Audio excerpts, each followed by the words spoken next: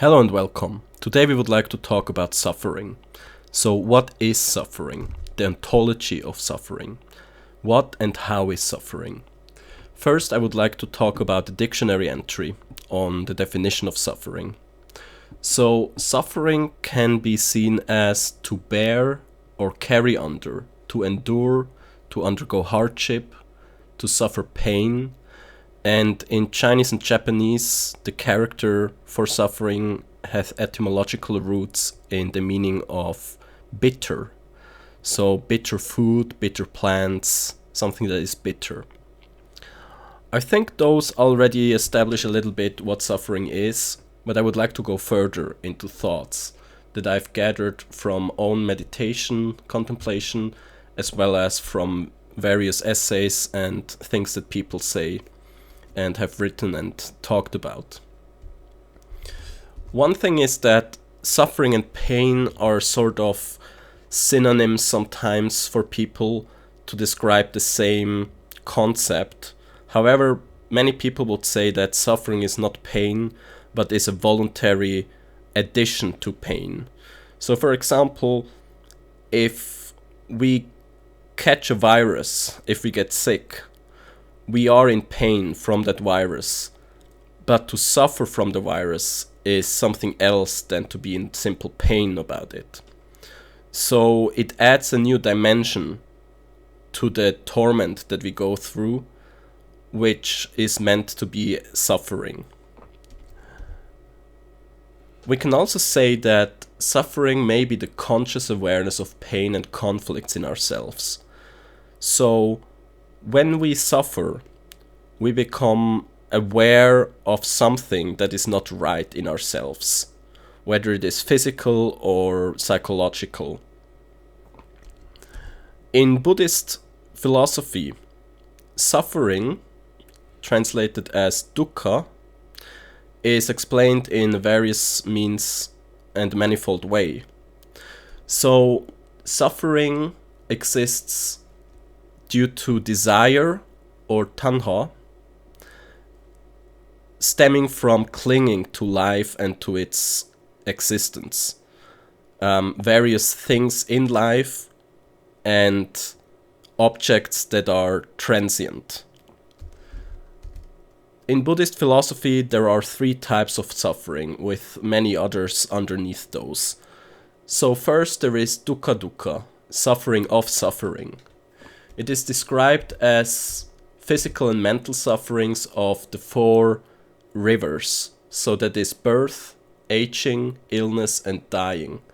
So that is the distress from that which is not desirable. Then there is viparinama dukkha, that is the suffering of change. That is a dukkha of pleasant or happy experiences changing to unpleasant when the causes and conditions that produce the pleasant experiences cease. Then there is sankhara dukkha, or all-pervasive suffering. That is the dukkha of conditioned experience.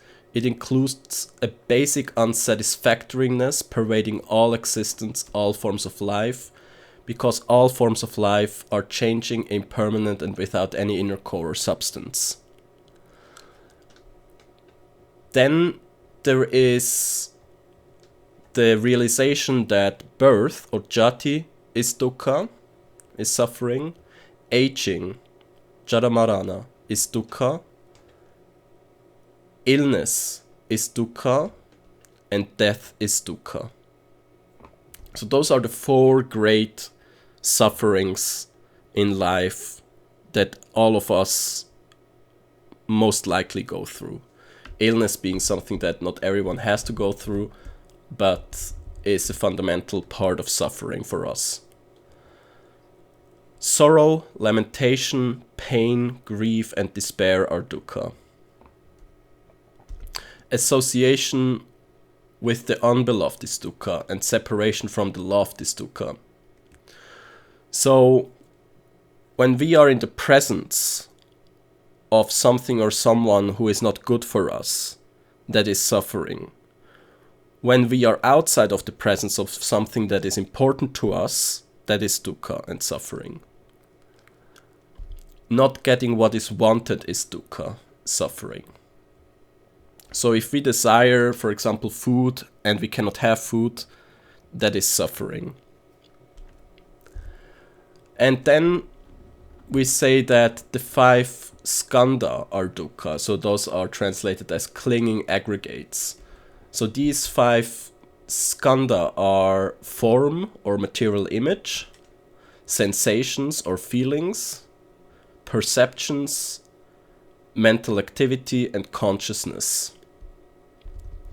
So in Buddhist view, suffering is all-pervasive. It exists due to the fact that we exist.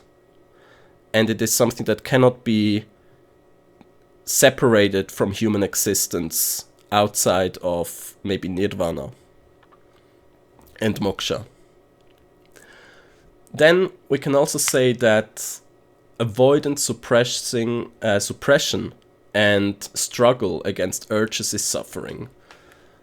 If we try to avoid something, we suffer because we are in a fight to trying not to make something be real and not being identified with us. When we suppress things, we suffer. So, for example, if we have a large hunger for something, for food maybe, and we try to suppress it, we begin to suffer. If we need to sneeze and we try to suppress it, we begin to suffer from it. And struggling against urges in general is suffering. So urges try to manifest themselves in action, but when we cannot conclude these actions, it leads to suffering. Then, from a Hindu perspective, we also say that identification with Maya is suffering. So Maya, as we've stated previously, is that part of reality which leads to ignorance, where the ultimate truth is not perceived in its original truth.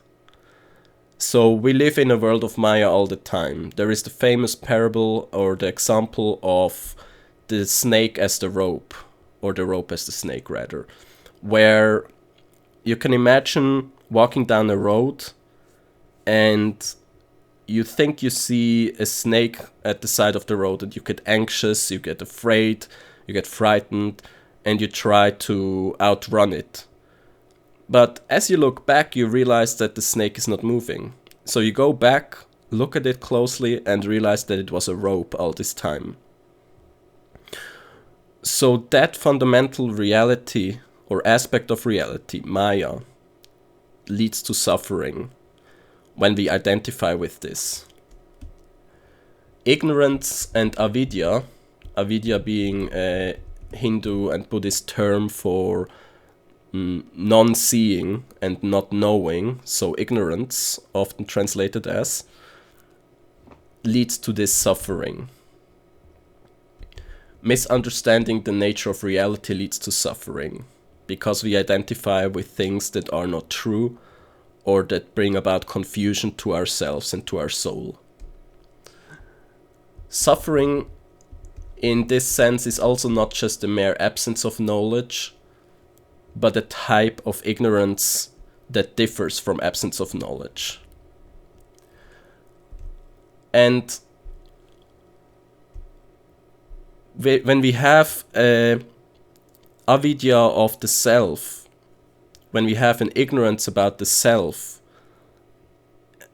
we suffer. So when we mistakenly see the self as being real and being of importance, we create suffering according to some Buddhist teachings. And the goal would be to see that there is no self and that the self is empty and formless. Clinging to permanence in a reality that is fundamentally impermanent is suffering. So we cling to permanence all the time. We cling to relationships that will split up, break up, and get annihilated.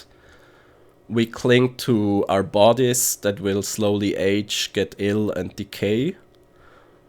We cling to the security of our homes that can get destroyed. We cling to ideas that can get contradicted.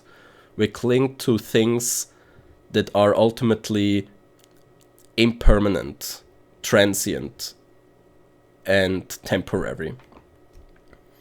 This clinging to permanence in a reality that is fundamentally impermanent leads to suffering, because we lose things. And in the act of trying to cling to them, we also suffer, as it is strained, as it is difficult, and it is requiring a lot of energy to keep things. Right? So for example, when we buy food, we need to put it in the fridge.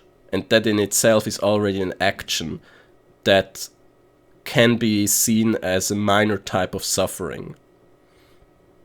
When we need to hunt, or we need to at least buy things from a store, that is suffering. Anything about existence can be seen as suffering outside of liberation, especially when they lead to loss and to hardship and hard work. Thinking ignorantly and without intelligence and awareness leads to suffering. So when we don't see the entire context and the extent of space and time and causality, this leads to suffering. For example, when we think that something lasts forever, we suffer the pain from losing something. So, for instance, when we think that a relationship lasts forever and ultimately we lose that relationship, we suffer from that loss. The other way around is when we think that something lasts forever that is bad for us, we suffer from this pain. So for example, a burn. When we don't realize that the burn will end at some point, the pain will end at some point, we suffer from the idea of the pain more than is necessary. When we don't see things that are contextually more meaningful, we suffer. For example, that one suffering can bring about bliss for others by identifying with more than the ego. We suffer from not realizing that our sacrifice can be seen as something good for other people. So by having a restricted view of ourselves, and by having a perspective that is too closely related to our own ego, we suffer unnecessarily. Thinking that something good lasts forever leads to suffering, and suffering from misunderstanding causality. For example, not understanding why we suffer. Suffering also arises when we don't know what we need. So having this suffering in any moment can also mean that we don't really understand what we truly need.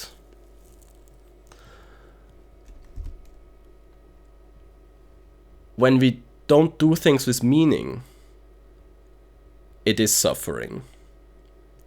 For instance, sacrifice is much less painful when it is filled with meaning. And that is also one of the ideas of sacrifice, that we can do something that harms ourselves, but due to the meaning that transcends the mundane, we do not suffer as much from it, and we can actually do this. Separation from transient things and from the absolute lead to suffering. So, as said before in the Buddhist teachings, clinging to something transient, something impermanent, that will go away, that will split up, that will dissolve, leads to suffering when we lose it. But also, as we've discussed previously when we talk about God and the Absolute, there is a suffering that is fundamental and original in our nature, which is the suffering from being separated from God. So this suffering underlies all of our thought and feelings as an existential suffering. It also means that we have this sort of existential angst and suffering, this pain and anguish that comes from being separated from God, as well as being isolated in our existence as conscious beings amongst non-conscious beings or lesser conscious beings. So the existential suffering is one that we cannot overcome simply through solving that problem, because the problem itself is existence itself. How do we transform that? Because we cannot change existence. We can channel the suffering into meaningful therapeutic rituals, such as prayer, worship, and religious activities, art, philosophy, and many other creative outlets.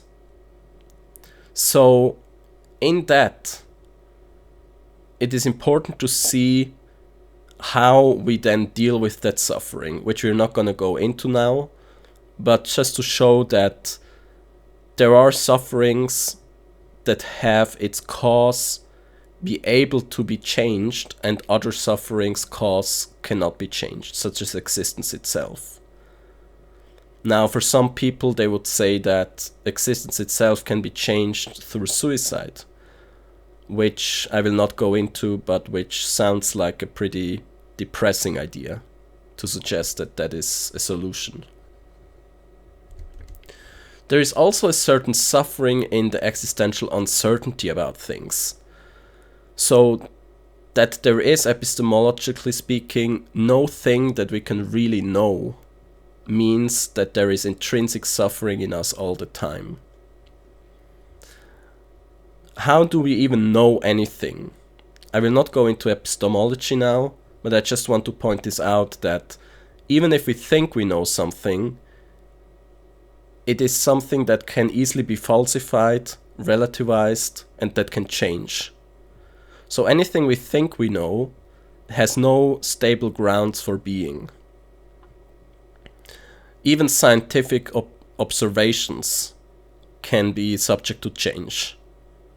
And thus the uncertainty of existence is one that cannot be mended with more knowledge, but needs to be transformed internally in a spiritual, mystical, and psychological manner. There is also suffering that comes from living in constraints and living in the void.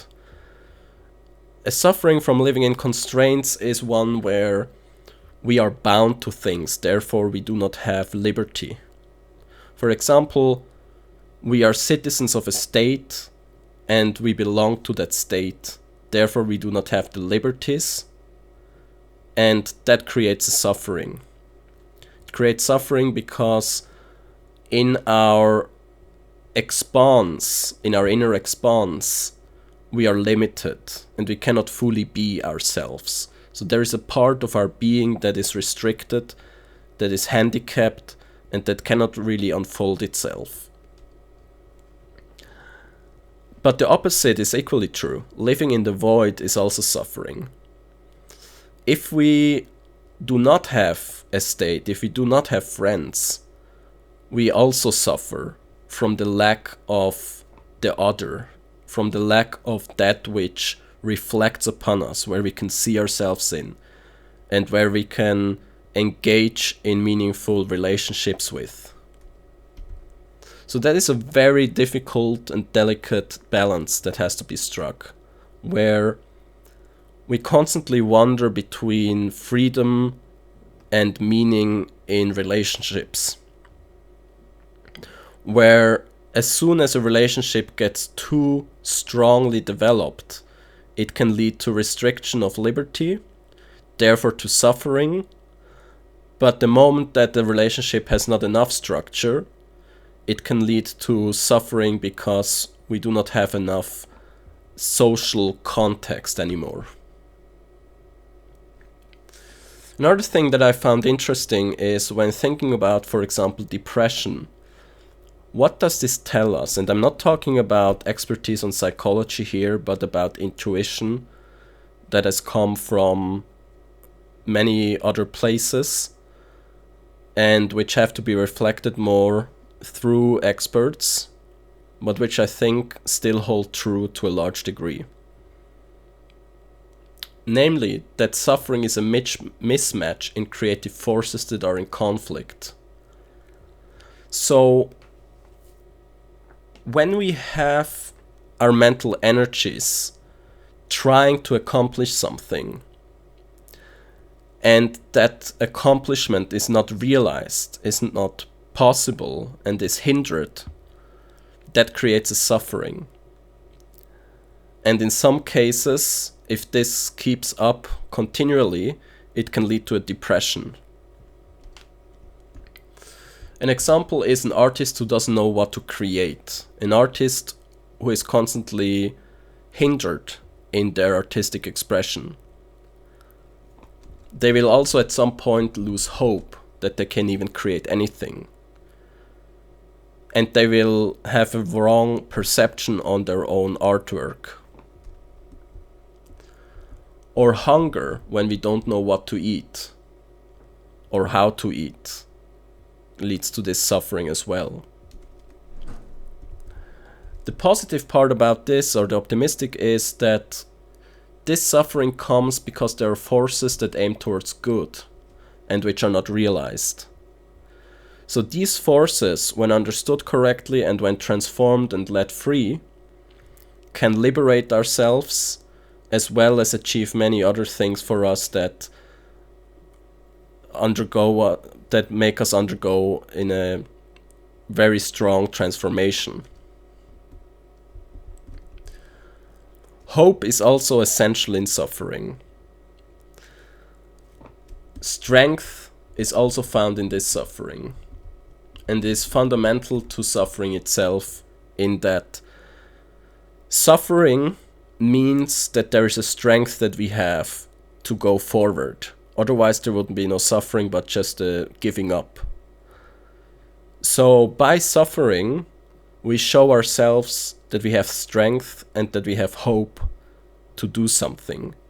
There is a force that battles another force. If there were no positive force towards good, there would be no suffering. There would just be resignation. Pain also shows us what we want and need. And it also shows us what we could really achieve. So by understanding this suffering and pain, we can understand more about ourselves and figuring out what is it that we are able to do, who could we really be, and what could we really do.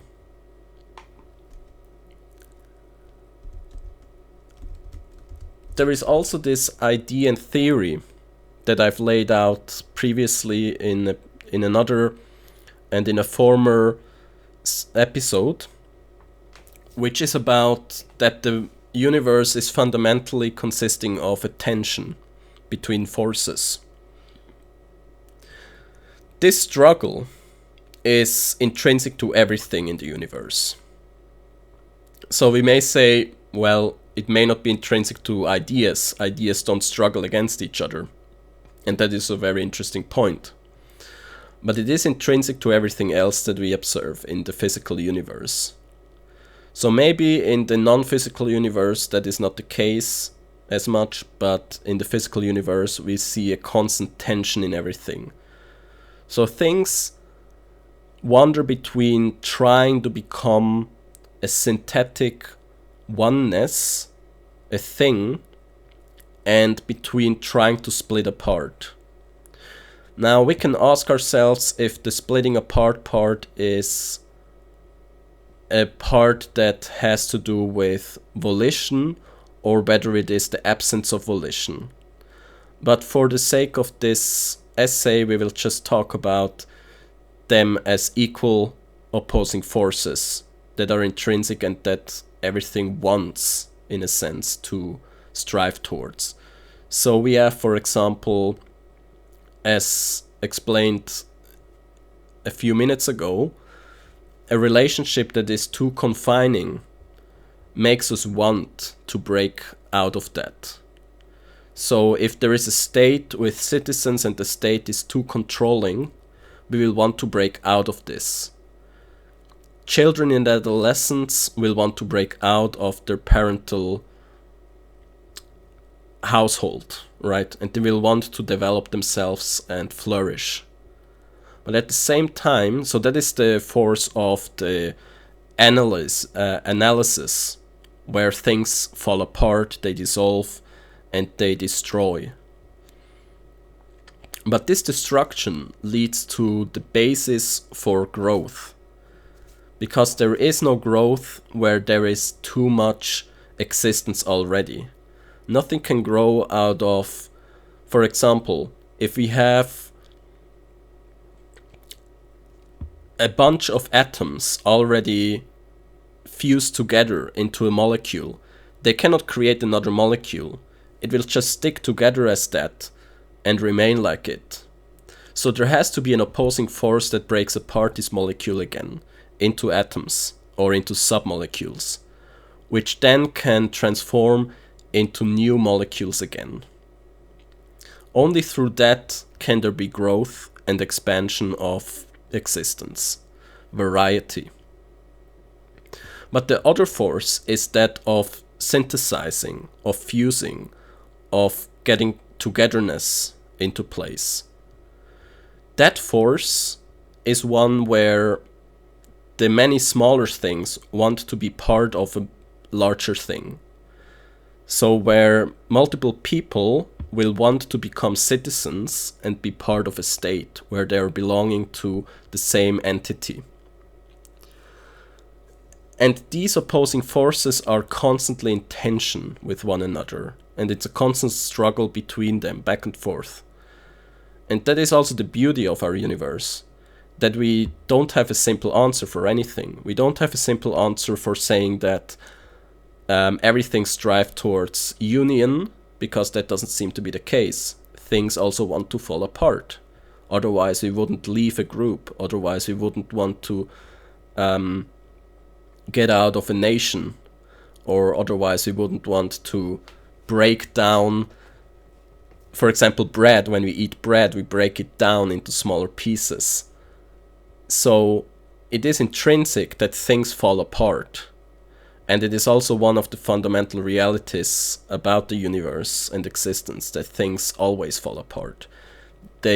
Everything that can become one has a counteractive force, means, or an opposition with which it can also fall apart again.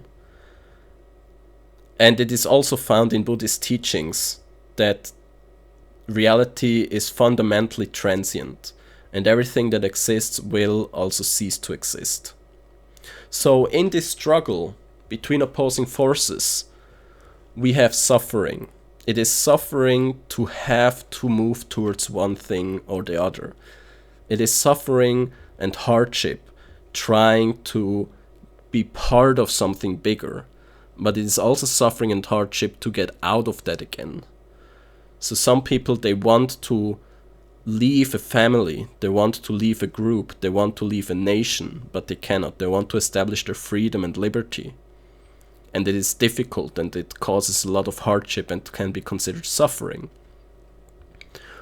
But it is equally difficult and hard work to become part of something.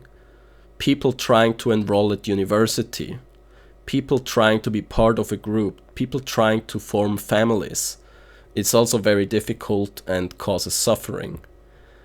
And the maybe more difficult part about this is that there is no simple answer. The universe doesn't simply say that union is the greater thing, neither does it say that destruction is the greater thing. There are always balances to be found, and there is never an ultimate state of goal that everything wants to remain in. So there are equilibria that we can find in many fields, but all of those equilibria have a means to be broken again. And in some senses, we can also ask ourselves if an equilibrium is even worth being. So for example, what is the purpose for molecules to become a solid? So let us say a rock. What is their purpose to become a rock and remain as a rock? Is it not maybe more purposeful to synthesize and analyze into smaller molecules and atoms again? And that is a question where we can find our intrinsic suffering about the fact that we have no real goal, no simple goal at least. There is no goal that is eternal. Everything has its ends. And in realizing this suffering, the suffering of wandering between extremes and having to find balance, we understand that balance itself is one of the most difficult things in life to understand and to be able to strive towards. So there is also a view that a lot of people will support happiness and pleasure, joy, content, satisfaction as the goal of suffering, as the sort of liberation from suffering, as that which is to be strived towards. But we can also say the opposite, that pleasure is a distraction and suppression of suffering. Pleasure undermines the importance of suffering, and it distracts us from it. Especially because there are different types of suffering and pleasure. We have pleasure that comes from eliminating suffering. So for example, when we are hungry and we eat something, we get rid of the suffering of hunger and we fill it with happiness or with pleasure and satisfaction. But there are also other types of suffering and pleasure which do not cancel each other out. So for example, if we feel lonely and we drink alcohol, we may feel happy in a moment, but it does not mean that we've solved the suffering of loneliness. And in some cases, finding the real cause for suffering means that is a lot more difficult, and it also means that we may not even have a solution to it, just as with the type of suffering that's existential. So these kind of sufferings cannot be changed, they can only be transformed and mended with other means. But many of those means will also be just a distraction from it. And when we do not pay attention to our suffering, it grows larger, or it can potentially become something else. So we can say that pleasure can be a distraction from suffering and not a solution to suffering. It is also not necessary that happiness is always a reaction to having found a solution to suffering. It can also be false belief, for example. We also deafen the mind to suffering and to inner truths through pleasure and happiness. So we don't hear anymore what suffering is trying to tell us, what it is trying to teach us. And we don't understand the message and the importance of suffering when we try to find happiness. I think it is very important that we listen to suffering and that we understand what it has to tell us. So in that, finding happiness can be a great disturbance to figuring out what suffering wants to tell us and teach us. Happiness also only says that it should remain still, but suffering points us towards questions.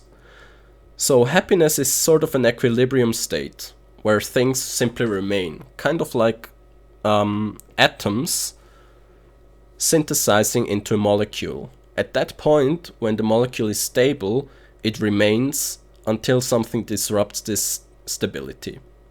So that is sort of the state of happiness. The state of suffering always wants something. It always wants motion. It always wants to develop itself. It wants to grow. But the state of happiness wants to stay still, and it wants to remain in a frozen state where nothing changes. It is actually very much opposed to change. Happiness does not like when things change, and it does not like anything new that comes into its existence. So that is another view or point and reason why happiness can be very detrimental to seek out. Because in suffering, we are constantly developing ourselves, and we are constantly going forward somewhere that is not the same place as we've previously been. And the most important parts of life come from suffering. There is suffering in the birth of a child. There is suffering in the first gasping for air of the infant. There is suffering in meditation, in contemplation, from which thoughts get born and great realizations come about. There is suffering in hard work that brings about new technology, that brings about the harvest so that we can eat. There is always suffering involved in the things that lead to something great. There is always a birthing process. And by having a hostile attitude towards the birthing process, we avoid doing great things. And one way of pessimistically looking at society can be that people are trained to avoid doing great things. So people become more lazy and more satisfied with simply existing and not wanting to do anything more than that. But the truth is that everything great requires a lot of sacrifice. People with depression can attest to that. People who have to work hard hours can attest to that. People who have to raise families can attest to that. People who study in the sciences can attest to that. Work and study always comes with great suffering. A suffering that maybe now, in the sense that we use the word, may be a little bit belittling to other types of suffering when we compare it to physical harm, illnesses, and death, but it is suffering nonetheless, and I think we need to recognize this. The happy mind is dead, the suffering mind is alive and in growth. We can say that suffering allows us to find new things. It is only in hardship where we make our best discoveries. It is only bored people who make great inventions that make things easier to deal with. In simple pleasure, there is no strive towards anything great. Now, one position against this is that in pleasure, in a moment of pure happiness, there can be ecstatic and enthusiastic kind of striving towards greatness. But the striving itself is a type of pain. So it's a process that is difficult. So the entire avoidance of suffering and the idealization of happiness prevents us from doing bigger things in life. From Hindu religion and philosophy, we also say that realization of Brahman is the end of suffering, attaining moksha. So instead of being caught up in the appearance of things, we gain awareness of the absolute. And we realize the true self. We liberate ourselves from cravings of the mundane. And in Dvaita Vedanta, there is also the idea that through loving devotion towards God, we achieve a state of inner balance and overcome suffering. So outside of having a loving relationship to God, we can say that we have an existential and underlying kind of suffering that we do not overcome with anything else. And that is also what, depending on the religion, many will say that there is an intrinsic suffering that can only be mended with God. So the longing for God is something, the desire for God is something that is a suffering that we can only overcome by having found God. And if we do not do that, it will manifest itself in sort of satellite ways, in alternative ways that are lesser helpful and that may bring about their own problems, which we've talked about before, when idolization, for example, goes wrong, when worship takes place in the human realm instead of the divine, and so on and so forth.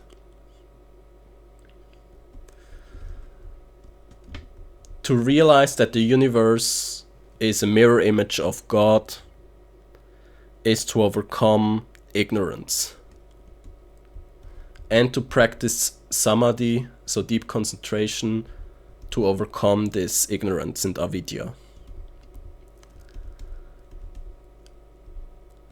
There is also the idea that suffering helps us remember God and get into a meaningful dialogue with God, into a meaningful bond. So when we suffer, we get into a dialogue with God, and the mundane distractions and ignorance disappears momentarily. So in suffering, the things that seem to be important turn out not to be important. The more and the stronger the suffering, the closer we get to the inner reality.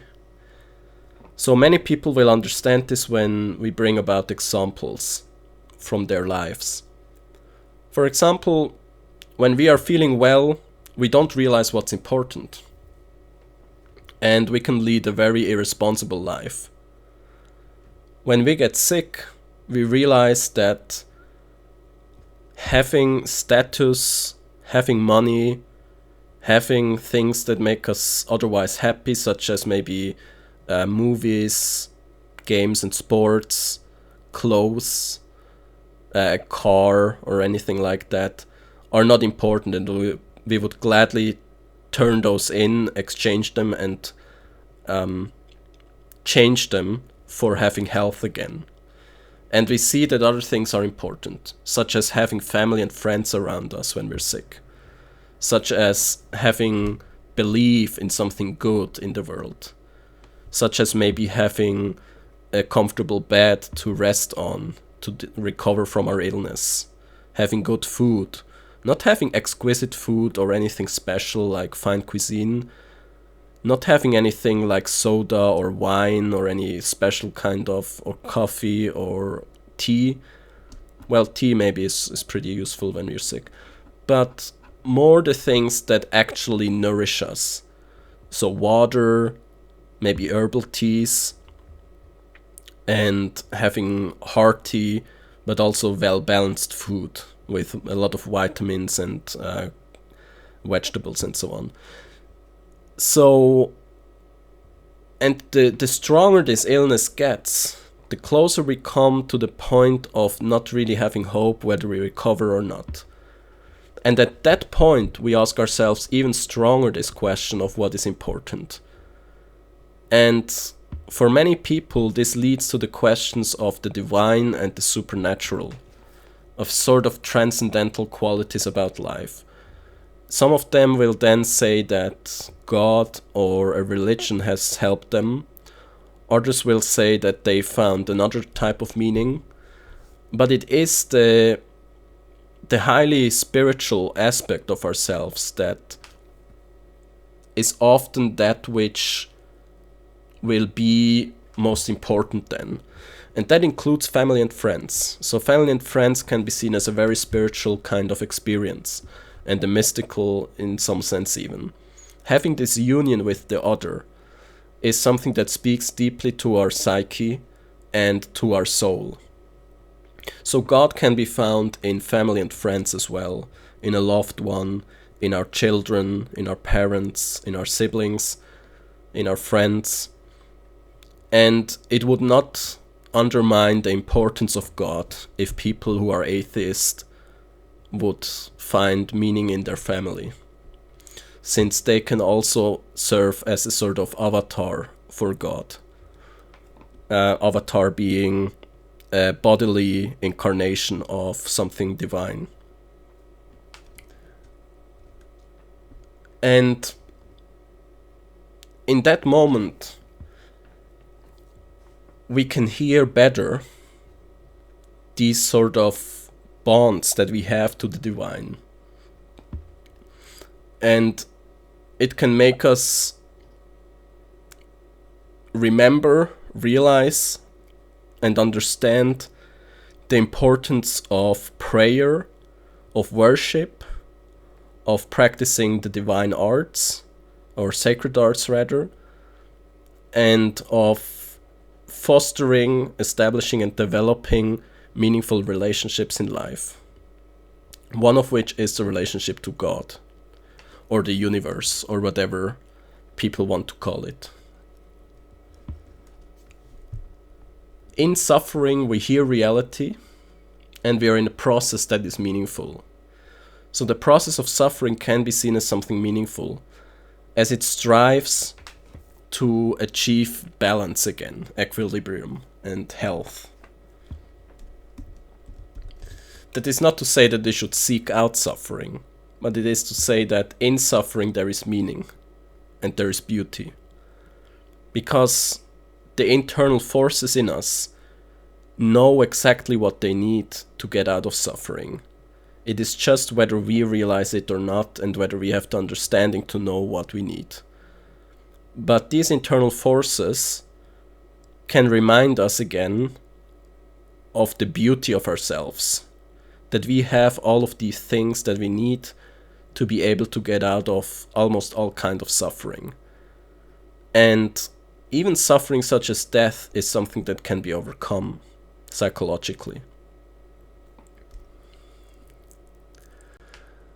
Suffering is also an opportunity. It shows us potentials and wishes and leads us to a deeper relationship to ourselves. It can offer transforming opportunities. So by understanding what we suffer from, we also understand more about the world. We understand more about ourselves. We see our own boundaries. And we see in the suffering our potentials, what we can achieve, and what we really want and need. So in suffering is also something very private. So suffering can be something where we enter in a very deep bond and relationship to ourselves. And where we get a moment to really just listen to ourselves. Now, that is not to say that outside of suffering we cannot do that. But suffering sort of almost forces and commands and wants us to do that. So especially when people are bedridden, or when people are in a depression, they will have a lot of silence around them. That gives them time to actually really ponder and meditate on what it is that they are, who they are, what they want, what they need, what is important to them, what is meaningful in life. So suffering can give a lot of opportunities. It also gives us the opportunity to build new things that the suffering or the cause of suffering destroyed. So for example, if we lose a group of, let's say, we used to be part of a musical group, and we lose that group, it gives us the opportunity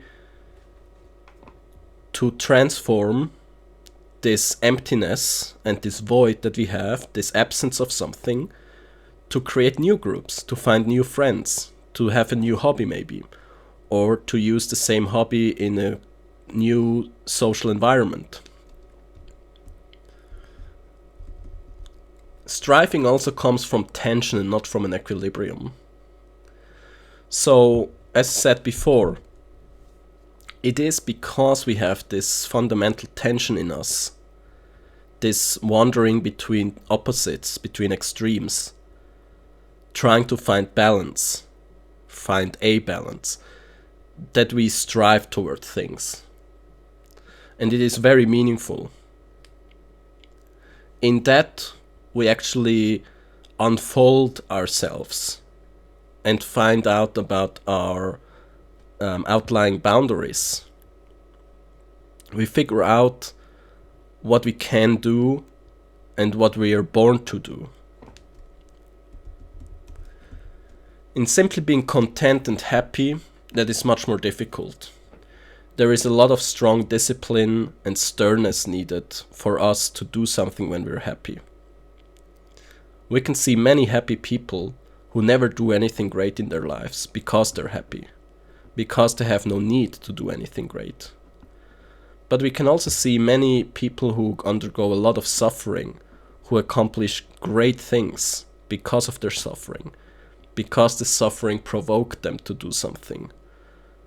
It didn't leave people a choice whether they wanted to do something or not.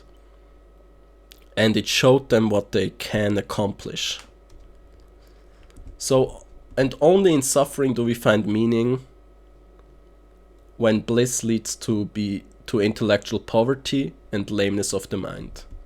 As said before, we can realize that in suffering we are at our most creative, we are highly intelligent, and it is that where we strive towards being greater than we used to be.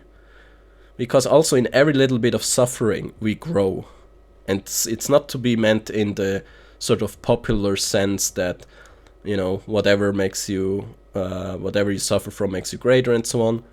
But more in the sense that everything we suffer from, that we overcome, that we deal with, that we can challenge properly, makes us be a person who we were not before that, because we learned something new. However small it may be, but we learn something new. And we change ourselves by it. So, whenever we learn something new, for example, like we study on a topic that's very difficult, that changes us. We are not the same person as prior to having acquired knowledge. And studying is difficult. It is not easy. It also requires a lot of discipline. And by doing this, by growing into new abilities and talents, skills, we grow into our potential. So every little suffering makes us grow a little bit. We can say in the most absurd way that whenever we are hungry and we need to hunt for food,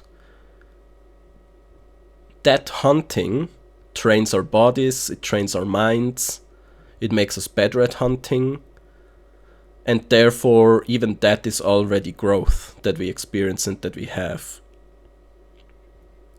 So the suffering leads us to being who we really are, or meant to be, or should be, or can be at least. So with one or two closing remarks on suffering, it is a very difficult topic.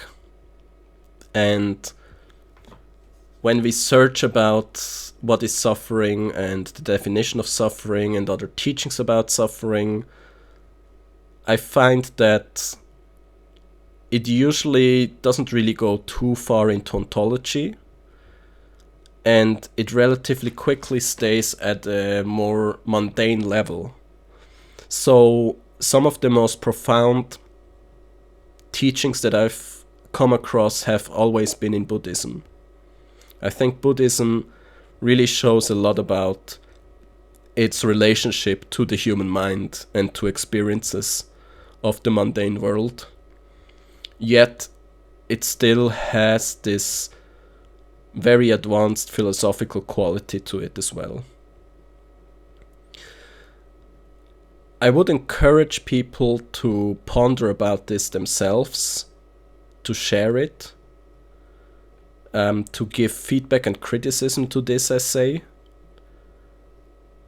and to also think about when are the times where suffering brought about something great for people. And what is suffering, of course.